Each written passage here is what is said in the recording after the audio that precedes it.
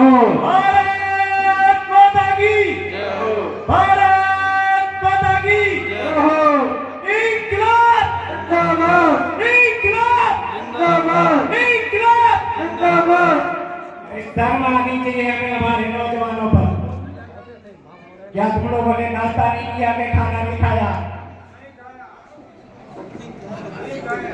अरे इस माटी को जानते हो? ये चंबल की माटी है, यहाँ पे हमेशा चीते जिया करते हैं। ये चंबल की माटी पे यहाँ पे हमेशा शेर और चीते जिया करते हैं और कायरों की बात अपने मुंह को खोल नहीं सकते, फिर तुम दारू का क्वार्टर दिया करते हैं।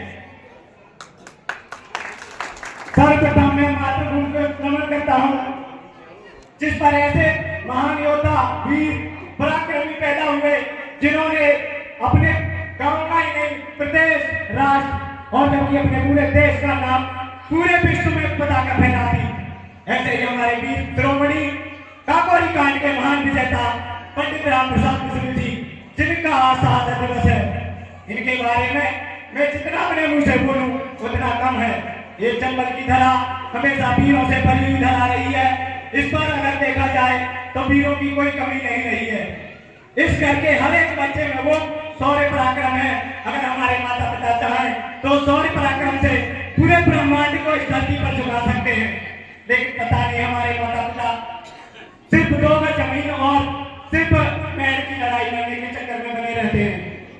मैं निवेदन करना चाहूंगा समस्त माता पिताओं से, समस्त भाइयों से, समस्त गुरुजनों से कि वो अपने शिष्यों को, पुत्रों को, अपने बेटों को सिर्फ ये बताएं कि शहादत होती क्या चीज है। अरे शहादत वो अनमोल रत्न है, शहादत वो अनमोल रत्न है जिसके आगे तिरंगा भी झुक जाता है। और इस भारतवर्ष के अंदर इतना कोई पद नहीं है जो तिरंगे को सलूट ना करता हो, जो तिरंगे का सम्मान ना करता हो, चाहे वो राष्ट्रपति हो, प्रधानमंत्री हो, चाहे कोई प्रशासनिक अधिकारी हो। अगर हम किसी का सम्मान करते हैं तो किसकी वजह से? सिर्फ हम अपने ध्वज की वजह से, क्योंकि इस भारतवर्ष में हमारा ध्वज के अंदर जो 3 रंग है उसमें बलिदान को सर्वोपरि रखा गया है। और हम उन्हीं बलिदानियों को भूल जाते हैं जिन्होंने हमारे खातिर अपने प्राणों की आहुति दे दी। क्यों? क्योंकि हमारा समाज सुरक्षित बना रहे, हमारा गांव सुरक्षित बना रहे और हमारे बच्चे सुरक्षित बने रहे और हमारा देश सुरक्षित बना रहे। इसी कड़ी में मैं छोटा सा अपना बताना चाहूंगा। मैं अमर शहीद समाज सेवा संघ का धर्मेंद्र सिंह तोमर। ये संगठन बिल्कुल निर्मित है। आप सबको आश्वासन दिलाना चाहूंगा, इस संगठन का उद्देश्य हर एक जन बच्चे को सिर्फ जागृति फैलाना के बलिदान हो क्या है, आखिर बलिदानियों का मतलब क्या है। आखिर बलिदानी अपना बलिदान देता है तो ये नहीं सोचता कि मेरे बीवी बच्चे कहाँ हैं या मेरे माता पिता कहाँ हैं या मेरा परिवार कहाँ है। वो बलिदान इसलिए देता है कि अगर मैं आज अपने परिवार को छोड़कर या अपने गांव को छोड़कर जा रहा हूँ तो मेरे परिवार की रक्षा पूरा गांव करेगा, पूरा देश करेगा। लेकिन शर्म आनी चाहिए हमें अपने आप पर कि हम उसके परिवार की छोड़ो, हम उसके शर्म आनी चाहिए हमारे ऐसे अधिकारियों को और शर्म आनी चाहिए हमारे ऐसे राजनेताओं को जो एक बलिदानी के परिवार की रक्षा नहीं कर सकते, एक बलिदान के सम्मान की रक्षा नहीं कर सकते। धिक्कार है ऐसे शासन प्रशासन के ऊपर और धिक्कार है ऐसे राजनेताओं के ऊपर जो बलिदानियों के सम्मान की रक्षा नहीं कर सकते।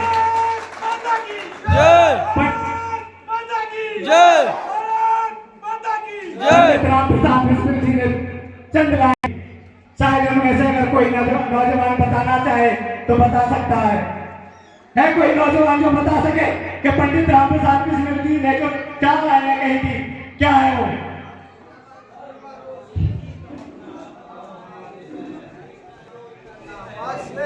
देख लो सभी नौजवान गांव के रहने वालों, ये तुम्हारे गांव की हालत है।